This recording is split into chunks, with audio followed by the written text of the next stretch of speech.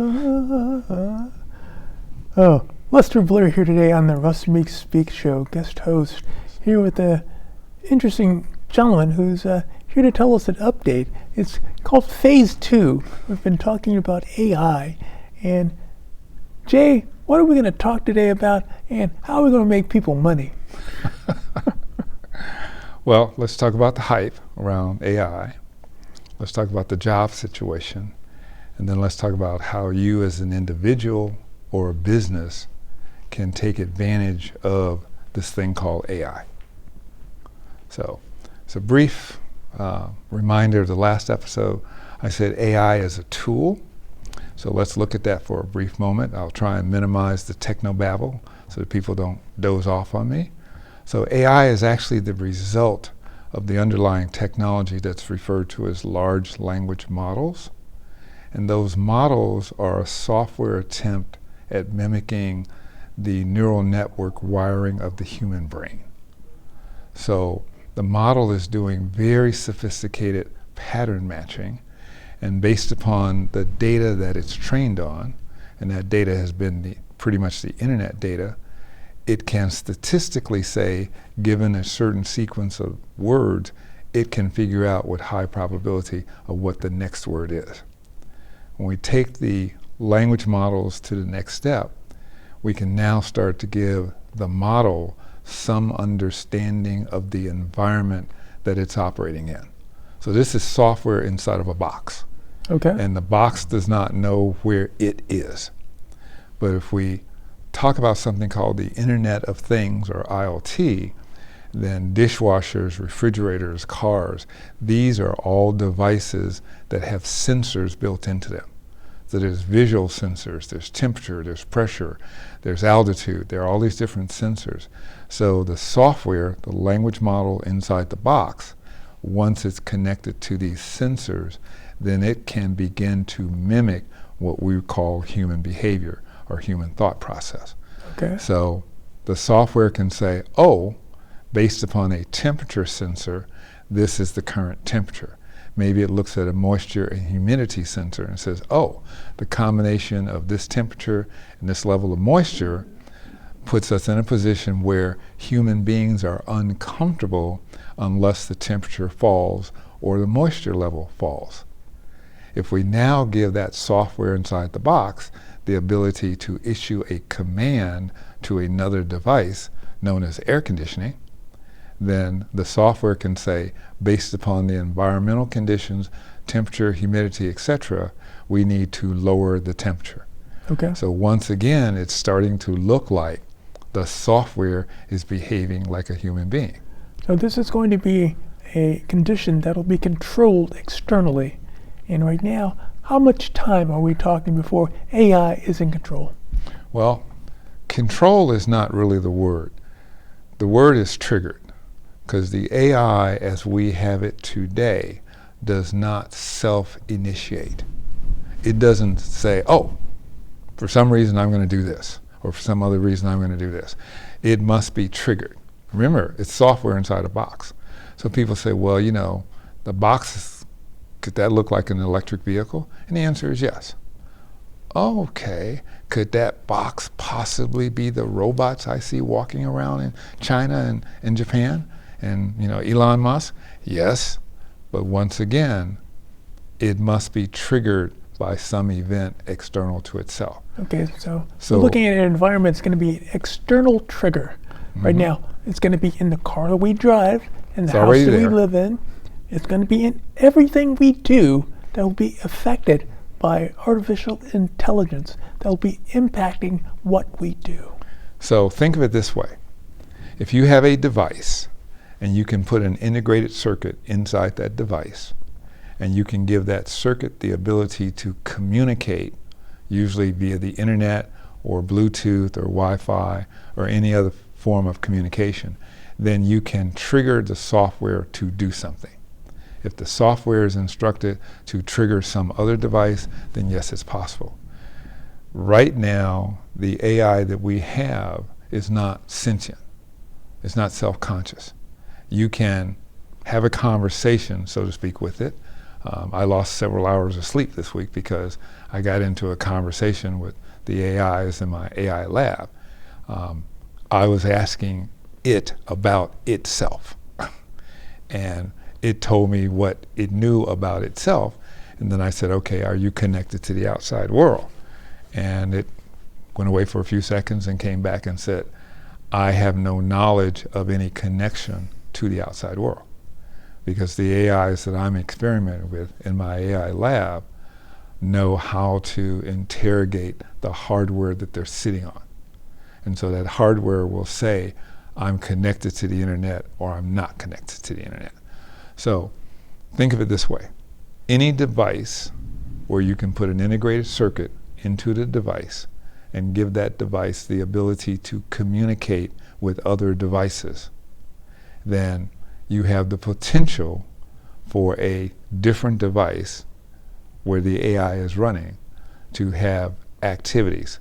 So I jokingly, several decades ago, on a training assignment down in Texas with Lockheed, their engineers saying, could we create a fully digital kitchen? And by fully digital, I meant fully digital. So that when you did your grocery shopping and you came in and you placed your groceries in your kitchen, the kitchen would have the necessary technology, transmitters that would basically say, oh, based upon the calendar, the day of the week, time of day, you probably went grocery shopping. And it would then send a signal to all of the little tags that would be associated with the items you bought. And those items would respond. I'm a cucumber, I'm a carrot, I'm some apples, I'm some potatoes, I'm dishwashing fluid and whatnot. And then your house computer could say, ah, you forgot to get the bread. Okay. Because that was on your list. Where's the milk? You forgot to get the bread. And if you go fully digital, then you can have the house keep track of consumption because you've got the little tags on there, little radio signals going out maybe once an hour, once every 15 minutes. And it's saying, what's the inventory, what's the food inventory of the house? So as you take things in and out of cabinets, a little sensor would read that, in and out of the refrigerator, whole bit. So I can tell the difference between a full carton of milk and a carton of milk that's not full because I've got sensors in the trays. And if you're willing to trust the software systems, it could actually create the grocery list for you and order the groceries and have them delivered and pay for the groceries with your credit cards. So the AI, the thing that is kind of startling and unsettling to people now is we have all of the pieces. We have the communications, we have the computers, we have the small chips, we have the transmitters. We have everything. The AI is going to be the glue that pulls all these things together. Okay. And that's a little unsettling because we're used to dealing with what I call static decision tree structures, where you start a process, your decisions are very fixed, they're in a particular order, that order does not change, and the answers are predefined. That's not human behavior. It is, we call them habits, it looks like human behavior, but human behavior, for reasons unknown sometimes, just go off on a tangent. Whereas when you have a static decision tree structure, it never goes off on tangents.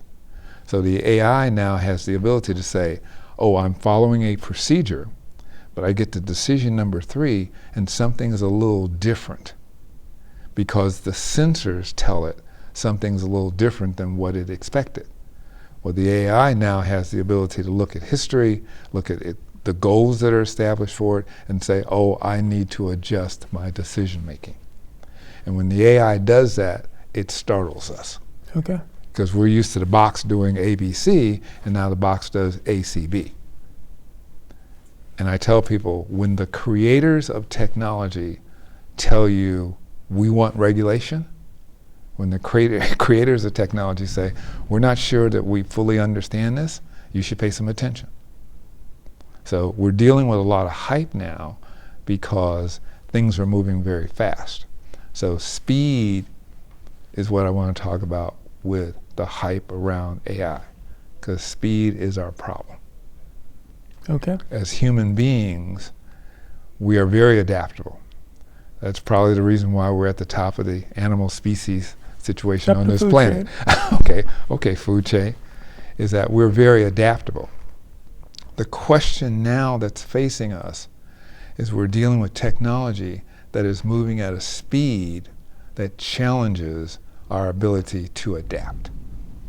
And we've never had this before. The change and the fear of job loss, we've gone through that several cycles. I mean, we went from controlling fire to agriculture to steam power to electrical power to electromechanical electronics. We've gone through these changes. And yes, there have been job losses, and yes, there have been new jobs created. The key difference in my mind, 50 plus years of being in technology, is the speed with which this technological revolution is happening. Because we already have in place lots of devices with chips in them. We have lots of devices that have communication capability already in place. It's not that the government or some deep state or whatever was putting it out there. These devices gained this capability because they had some functional aspect to deal with. So we're looking at a situation where we're doing business, and we're gonna come through this. Excuse me, I thought I turned this off. So, because we have lots of devices, nobody's going to give up their refrigerator. At least I'm not giving up mine. Okay. Nobody's going to give up the dishwasher. When the dishwashers and the refrigerators came out, let's pick the refrigerator because that's an easy one. Iceman. When I was younger, I still vaguely remember Iceman coming and delivering ice blocks. Okay, so need some ice? Let's clear up something. I wasn't on the original test team for dirt. I was on the second team. Okay. Sure. So we went from that to having refrigerators inside our house with electricity. Did the Icemen lose their job? Some of them did. Some of them got smart and said, hey, instead of selling ice that way, we'll sell ice a different way. New jobs were created with the refrigerators. If you look at every technological revolution, that's what you see. Some jobs go away, some jobs stay. So a discovery I made earlier this week, the answer was standing in front of me, but I just didn't pay attention to it, is that if you can ask a question of the AI can actually teach you how to use it. So you need a fairly new computer, 3 years or younger. You need a pretty decent internet connection because most people are dealing with the subscription model. Then you simply have to ask a question. Now the answers you get, because you may have heard about hallucinations, where the AI makes up stuff, okay? So let's talk about that for a moment. The AI was trained on data on the internet. Anybody who's done anything with social media knows what's in the social media pool, okay? Truth, lies, fantasies, the whole bit. So if you're training something on that kind of information, guess what? It's going to learn how to do that. That's the bottom line. So I always tell people when you're using AI, make sure you get the sources. So depending upon which model you're using, sometimes you have to give it the verbose option, sometimes you have to give it the citation option. More and more models are starting to automatically give you that, so that when you look at the answer, you can say, does this look real? Does this look practical? If you are a subject matter expert, and I'm going to lower that entry point a little bit. If you are knowledgeable about what you are talking about, then you can pretty quickly figure out if the answer you're getting from the AI is based in reality or if it's made up.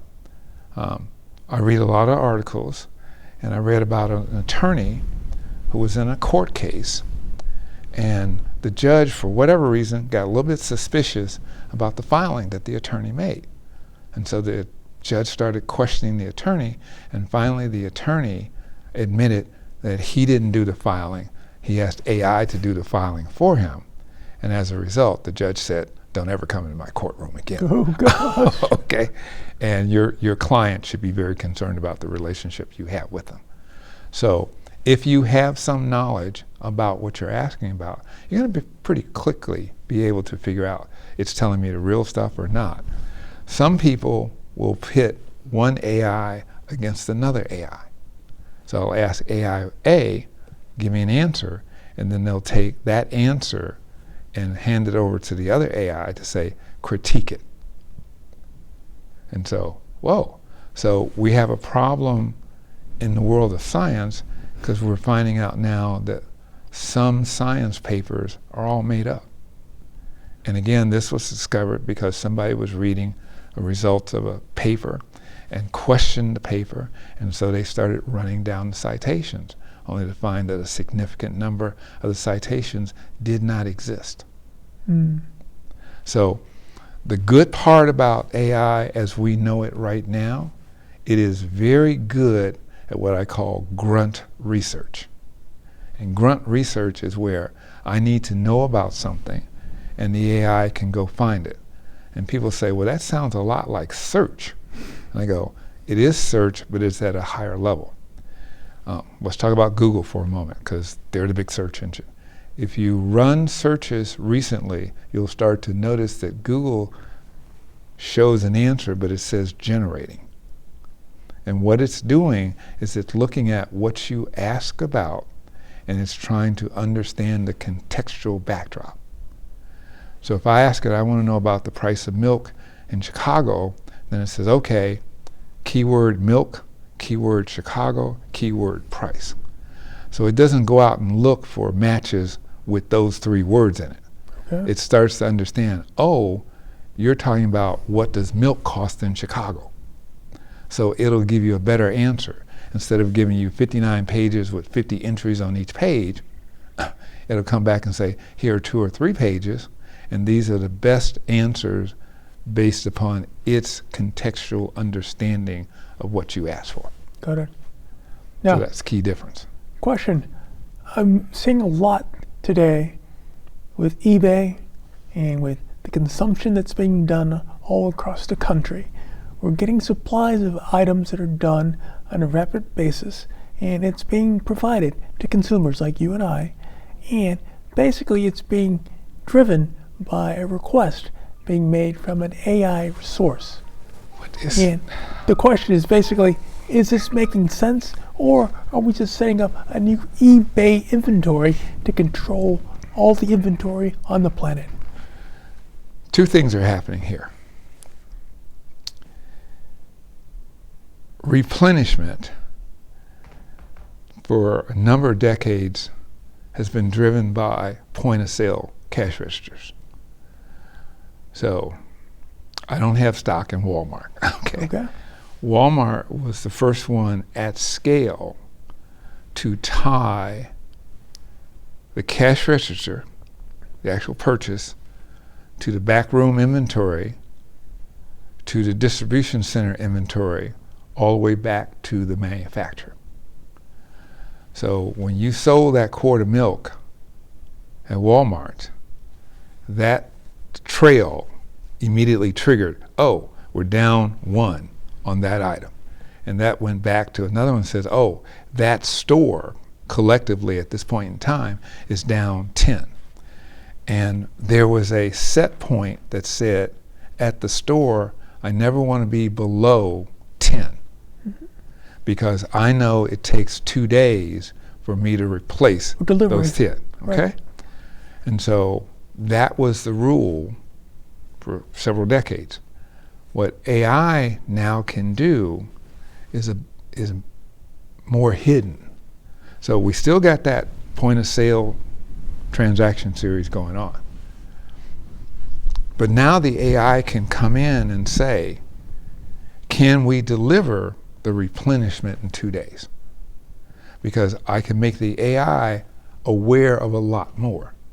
So what are the weather conditions? What are the road conditions between producer, distributor to sub-distributor to your store? Okay. What's the traffic like? So the AI can come in because it can make dynamic decisions versus static decisions. It can say, oh, we need to replenish your location, and based upon the rate that you've been selling that particular product, we need to give you your minimum plus some more.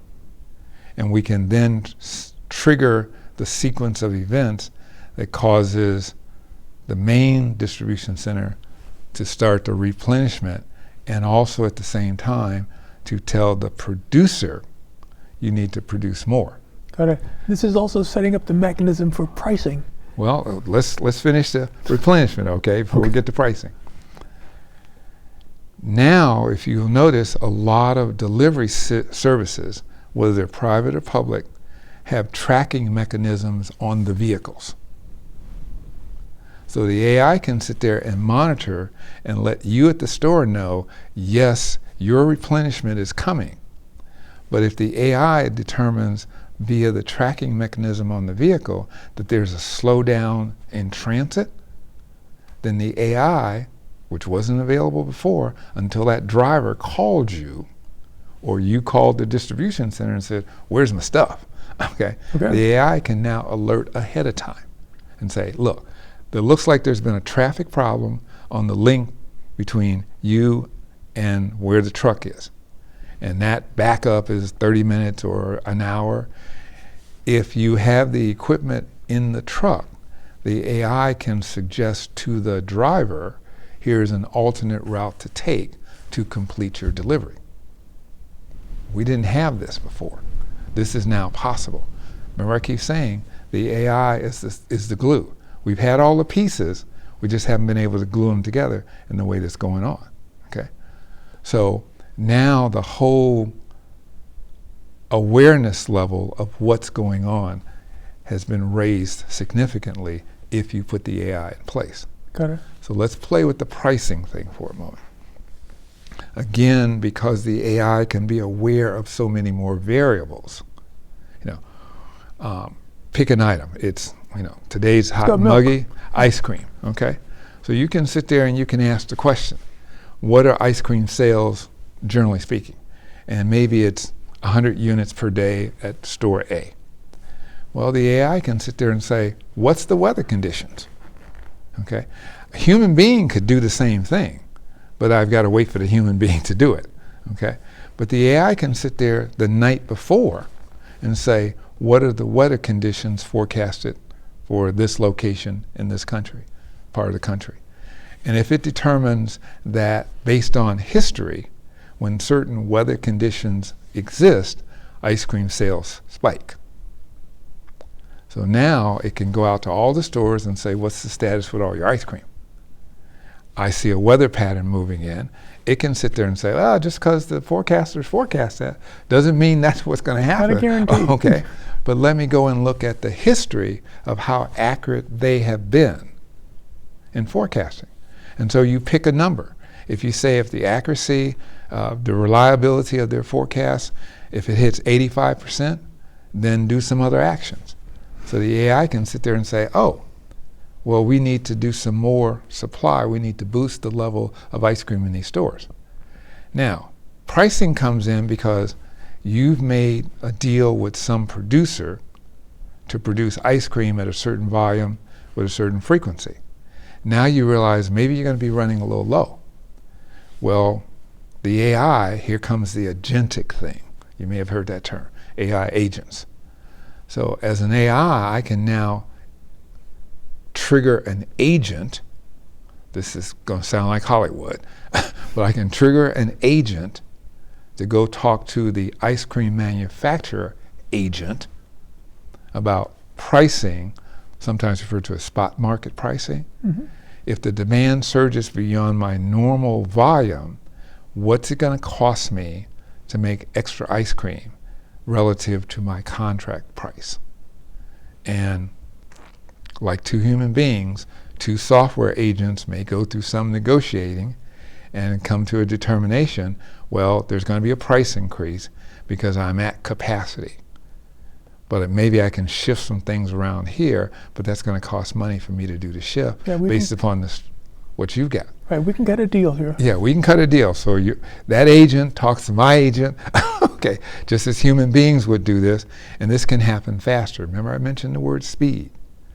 So yes, pricing as well as replenishment, a bunch of other things can happen faster because the software agent is just sitting there waiting for some external trigger to put it into action. Let's take this example. Mexico right now, supplying inventory to the U.S. We've had some issues recently talking about pricing that's going to be triggered based on Mexico and their ability to supply different types of product here in the U.S. That's going to impact our pockets. Right. What's the deal? Well, most commodity pricing, and people are sitting out there and they're going, what's a tech guy know about commodity pricing? Okay. Well, I read a lot of stuff, and I've dealt with a lot of clients, a lot of different industries. Most commodities are dealt with in a multi-year contract. Most people do not understand that the vast majority of farmers, and farming for that matter, borrows money, because the country pretty much runs on debt. They borrow money to put the seed in the ground. A lot of genetically modified organisms, plants, have been modified to where they don't naturally kick off the seeds they used to. So you have to always go back to the seed producer to get seeds to put in the ground. You got to buy fertilizers, you got to buy other things. So there's lots of variables between the corn that's growing in the field and the corn that you buy at the store. Lots of variables. AI can sit there and look at all of these variables, and based upon guidelines that you give it, numerical set points that you give it, it can come up and say, okay, based upon demand, history, weather, regulations, tariffs, whatever, here's what seems to be a reasonable strategy, reasonable pricing strategy. Here's what seems to be a reasonable production goal, how much corn you're growing in the field, and here are all the other mechanisms that you need to have in place to get it from the field to the store. The AI can deal with all those variables and can deal with them faster.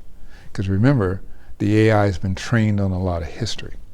So one of the things you're going to see happen, and I built a lab, and it's not some big building or anything like that, it's a rack full of equipment, because I believe I need to have firsthand knowledge before I open my mouth publicly. And here I am on television, I have no idea how many people are watching this. But it is the number of variables that have complicated our life. When our life was really simple, you go down to the river, you wash the clothes. You put some seeds in the ground, if you take care of them, you get some food. Okay? You have livestock, if you take care of it, you get some food. Nobody's growing their food anymore. Okay. Very few people, yes, there are chickens in Chicago. Okay. Very few people are raising livestock. But it's the number of variables that you have to deal with when you're trying to make a decision. And so most of us go through that the first or second or third time, and then we form a habit. And so now we don't look at all those variables individually, we just go into that natural habit. And so in the programming world, that habit is a routine, a subroutine, or a piece of code.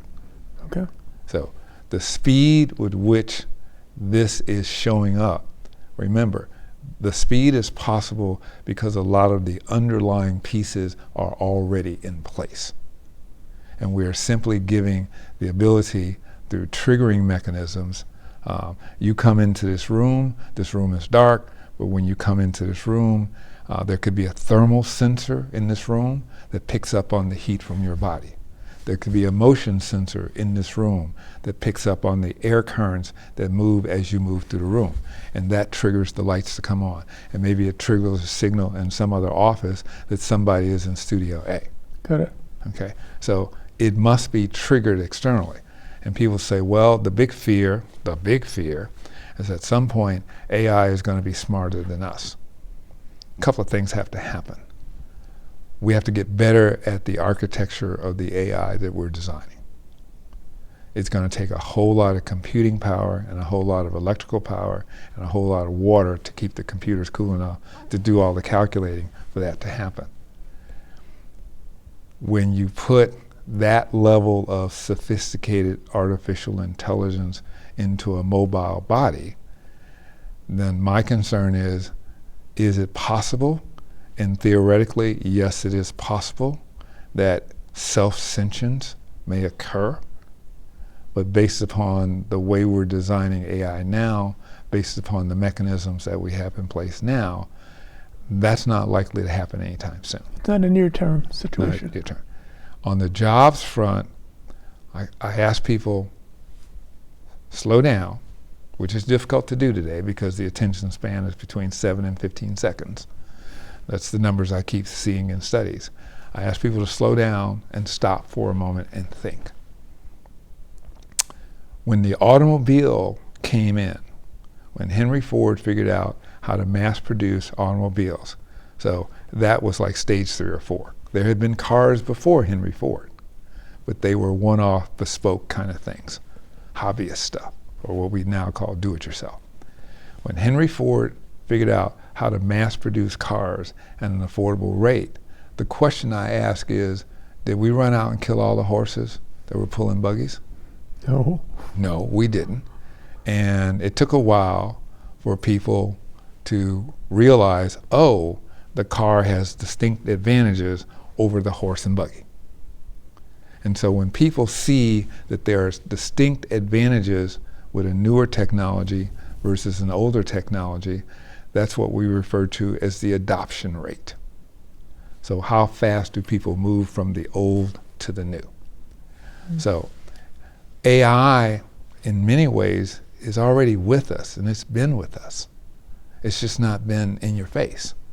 It's just not been hyped and advertised. Remember, the people who are hyping have vested interest. Okay. Anytime you're investing hundreds of millions to billions of dollars, there's something called a return on investment, and you want to get your money back plus pretty quickly. So I will hype this to get you emotionally excited to run out and buy this new thing.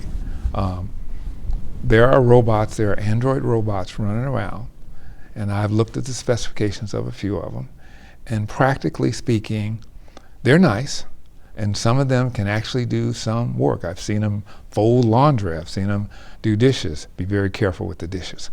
Okay, I've seen them do everything that are human-like, but the problem is, a lot of people look at this and they immediately get frightened because, oh, if it can do those things, and one day it might look at me while I'm asleep and decide that, bag of meat, you don't need to exist anymore. Okay? Get rid of this. No, we're not close to that. Understand, any technology is what the military refers to as dual use. It can be positively used, it can be negatively used. And so, in today's world, unfortunately, the criminals learn how to use new stuff faster than the bad folks, okay? So that's a danger that's happening there. I'm about to frighten people. When I look at the impact of AI and where it could go based upon 50 years of being in tech, I sometimes think about when we split the atom and we created a nuclear bomb and we used it twice. Fortunately, it so scared people that we haven't used it since then. AI spreads all over the place. The seeds are already there. We're seeing the sprouting up. Unlike the splitting of the bomb, that was a handful of people. That was a nation state that publicly pursued it and talked about it after they used it. That's not the case with AI now. My phone has gone off twice this back, turning it off. But cell phone penetration in the United States is 90+%. And where's the AI headed? I'm playing with a couple of models that they're trying to figure out how to make them small enough to fit on your cell phone. And if criminals have learned how to use AI for ill-gotten gain, and they have, okay, then you have to wonder about what the authorities call the lone wolf. The person who's never publicly done anything wrong, has never violently done anything wrong, but who for some reason just snaps and quietly snaps. And I say with AI, because it's been trained on the internet, no one human being knows the extent of what's on the internet. So there are safeguards built into the AI, but this brings up something that I discovered, which is leading my research and my figuring out how to safely use this and how to help small businesses and individuals use this, is you can have a private version of AI. So if you look at the AI landscape right now, there's what I call the public version, and that's generally run by subscriptions. So ChatGPT is number one out there, Google's got a bunch out there, Meta's got a few out there, and so you're paying a subscription fee to use that service. And they have built safeguards into it. So if you ask it certain types of questions, it's going to say, I can't answer that question, or that's in violation. People have learned already how to ask it questions where it breaks the guardrails. Okay. They've already figured that out. Then there's the private version, which is not in the public. So if you have the right equipment, if you have the right knowledge or are willing to spend the time to get the knowledge, then you can download a private version of an AI. And you can teach it whatever you want to teach it. So there's a danger there. When I look at the landscape based upon what I'm learning and studying, is we now have what they call foundation models, and these are the broad reaching models that the internet has done the training for. Specialized models is where the money is going to be made. So there are models that will only deal with chemistry or manufacturing or whatever your particular focus is, because you can get a model and then you can teach it what you want it to focus on. And again, the AI is really about handling all the variables and handling all the data. So I mentioned the term grunt research. If you pick any particular industry or discipline and you look at what information is available about that industry or discipline, it's more than you can ever read in a lifetime. Okay. And there's new stuff coming out all the time. So if you have an AI, whether it's public or private, it can go through that information way faster. Because I hear people complain about, oh, it took 15 seconds, it took 30 seconds for it to give me an answer. And I ask, could you have gone through 30 documents in 30 seconds? I don't think so. So if it takes 30 seconds, 2 or 3 minutes, go make a sandwich and come back. Let it answer the question. So I see specialized AIs being where people are going to make money, because you have to get the AI, install it on the appropriate equipment, train it for that particular function. And the way we train AIs right now is most of the AIs that are publicly available, their training ended in December 2023, early 2024. And that training process is taking all that data and putting it into a format that the software, that language model, that model of the brain, that the software can understand. And that takes a little while. That takes a lot of computing power. Got it. And then you have what I call the knowledge baked into the AI. And so what you're now doing is you're working with that. When you do specialized AIs, you have to update that knowledge. But that's no different than what happens with human beings right now. I have a doctor who was trained in the early 2000s, and fortunately, he tries to keep abreast of new stuff, but he can't keep abreast of all of the things that could happen to me as a human being. So when we have our little conferences and I ask him questions, he actually pulls over the computer and we both go look and see what's current, okay? Right. So for businesses, it's specialized AIs. If you cannot afford a specialized AI, then you need to sit down and ask yourself a couple of basic questions. First of all, what kind of business am I in? Is it a product? Is it a service? And then once you answer that question, what information should I be aware of? A lot of people will come up and they'll scratch their heads, whoa, I need to know about my customers, I need to know about these things. But no, I'm asking, what information about the business itself? If you're in the ice cream business, what's involved in ice cream? Well, there's dairy products and there's this and there's, okay. So what's going on? Are you operating your ice cream business based upon information that's 20 years old? It works, yeah, you're making sales every day, but maybe you should be looking at what's new, what's really happening with ice cream. People are getting more health conscious. So you can have the kind of old school ice cream, which might help clog your arteries, okay? Or you can have some of the newer stuff that tastes just as good, but is better for you medically. So once you decide, oh, there's stuff I need to know, then how do you get to know it? Historically, you went to conferences. Historically, and even today, you pick up publications on your industry, cool days in ice cream, here's what's happening. Or maybe you'd have some conversation with people. But today, you have access to a technology where you simply sit down and ask it questions. What's going on with ice cream manufacturing today? And in the worst case, the information might be 6 months, 18 months old. But if you have your own private version of the AI, you can have it go out once a week, once a month, once a day, and say, hey, anything happening new in ice cream production that I need to know about? You can get the latest updates. So. You can get the latest information. That's really powerful.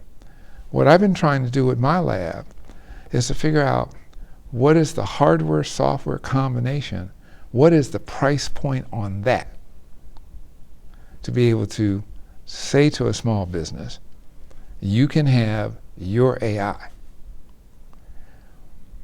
Another reason why private AI is important. When you're dealing with the subscription models, your interaction is going back into the pool. They will say, well, we're anonymizing the discussion you had with ChatGPT. But the essence of that discussion is still going back into the pool. And so some people are discovering I can do some very interesting corporate intelligence spying without ever having to come to your location, without ever having to know anything about you, the person. Simply because I can interrogate, once I learn how to do the prompting, which is referred to as prompt engineering. For most of us, it's asking questions. Okay. Yeah. We talked a little bit ago about what's going to happen right now with the technology updates and AI. And we were talking about the possibility that you might be able to get your own AI system set up for as little as maybe $5,000, or you could have this set up where you'd have information that can be put in and you'd get data back using AI. Is this something that's realistic? I said I have a lab. I don't have tens of thousands of dollars. Okay. But I've been in the field long enough to be able to look at the hardware that's available and to look at what's happening with the AI models. And two things are happening. In technology, once we produce something, at the beginning, the cost is high. When we achieve maximum adoption, the cost is lowest. And then it goes back up as the technology gets older, maintenance and keeping it current. We have hardware that, the pure hardware, we can run AI on for less than $500. That's the pure hardware. But that hardware right now is not in a consumer packaged form. So you got to be kind of nerdy, techie, geeky like I am to be able to say, oh, I'll take this piece of hardware and that piece of hardware and I'll put together a package. So based upon what I'm seeing right now on the hardware side, the answer to your question is yes, but we got to deal with the software side as well. So when I look at the software side, the models are getting smaller because not even deep pocket organizations can afford the tens of millions to hundreds of millions of dollars to get all the hardware that these models are being developed on. Okay. So the models are coming down in size because they're doing something that human beings do biologically. They're finding out a model this big doesn't need to be this big to answer the questions. It can actually be smaller. When you also take into consideration specialization, a model that's this big doesn't need to be this big because your discipline is only this big. And if you look at a lot of disciplines, they break down into smaller pieces. So you could potentially have smaller pieces. So I'm going to go out on a limb here.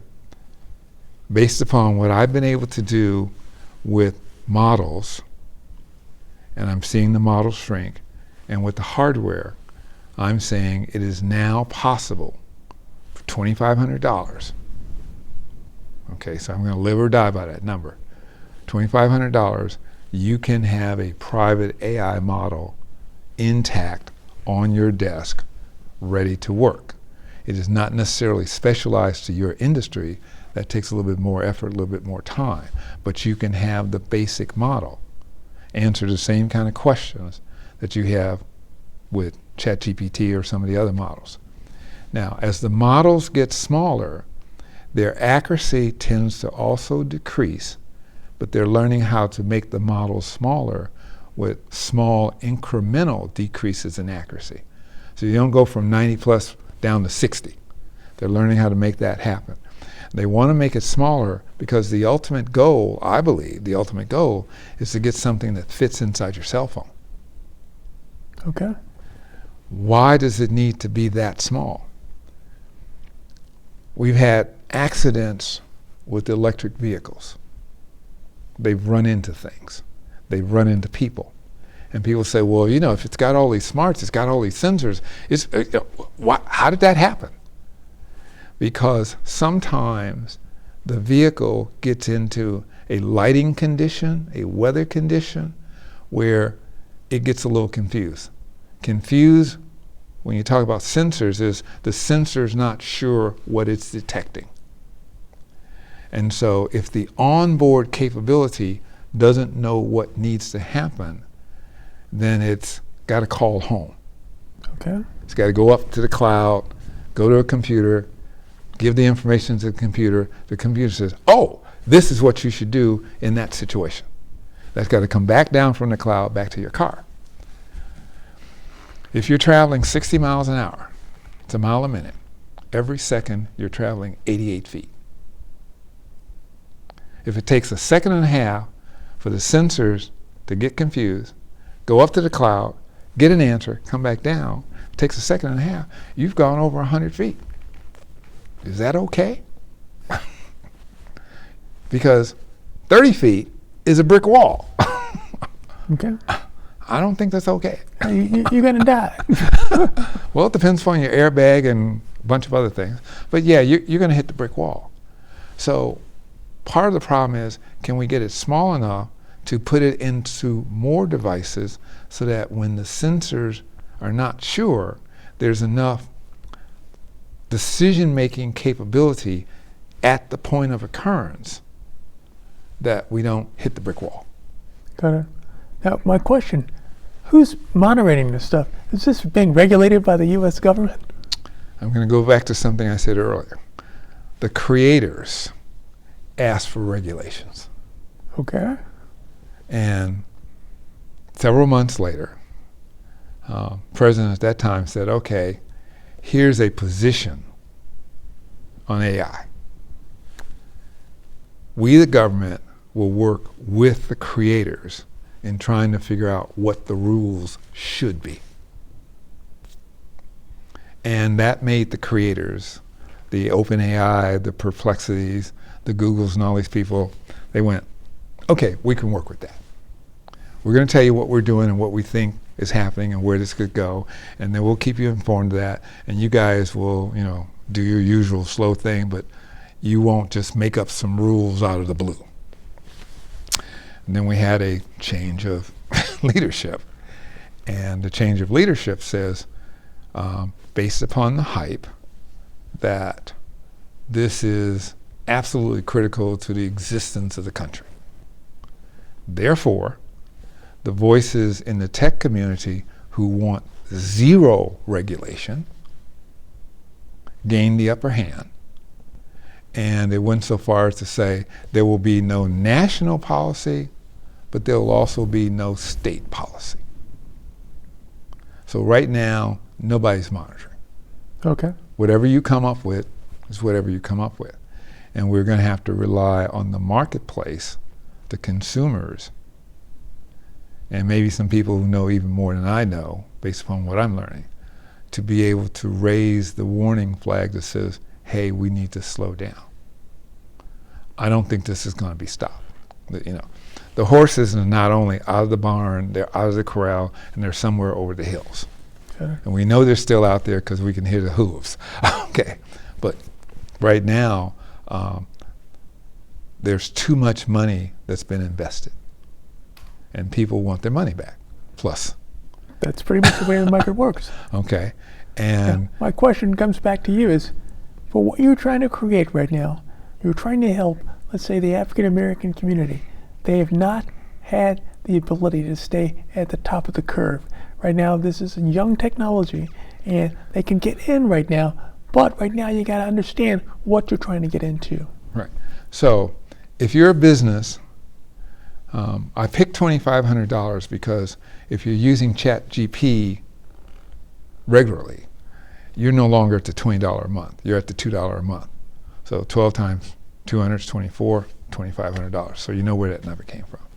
If you're really a business and not a self-employed person with some hired help, you should be able to get $2,500 to $3,000 to be able to bring this in-house. If you're an individual, I'm going to ask you to ask a couple of different questions. What is my job? What do I do to earn money? If it's structured, if it's highly repetitive, if it has decisions that are pretty consistent and narrow in scope, you're on the bubble. Now is the time to take some time to sit down, go online, whether it's ChatGPT or Claude or Google Gemma or whatever, and play with it a little bit. Because if you understand what you do for a living and you play with this a little bit, you're going to figure out pretty quickly, I need to get deeper into this right now, or I'm in pretty good shape for a while. Got it. Now, my question to our listeners, they've been trying to understand what we've been talking about for the last hour, and the scenario, if they want to get to you, how do they contact you to get more data? It always makes me a little bit nervous because then I get a bunch of phone calls like I did here. I'm going to give you an email address where I monitor this email address regularly. Okay. And we'll see how it works out. So it's my first name, so that's JEAN dash Paul, Paul, at, it's the letter N, the number 2, the word data.info. So it's Jean-Paul at Into Data. And what I'm busy setting up is I have almost every license for Zoom calls, video calls, whatever. So if you send me an email, I'll do my best to get a response to you within 24 hours. Okay, I'll do my best. That's at least a commitment to say, we'll try. I will try, okay? If I get a whole bunch of email all at once, it'll take a little bit more time. Got it. John Paul, I can only say it's been great talking with you again about this world of AI. It's growing by the minute, and we're just trying to inform people what's going on and to give them a little piece of what they can do. This is technology you should not ignore. Don't be afraid of it, but do not ignore it. That's his life. Yes. But thank you again, sir, for the knowledge and data that you've been able to transfer to us. And I guess we're looking for a phase 3. We see John Paul coming in. Oh, God.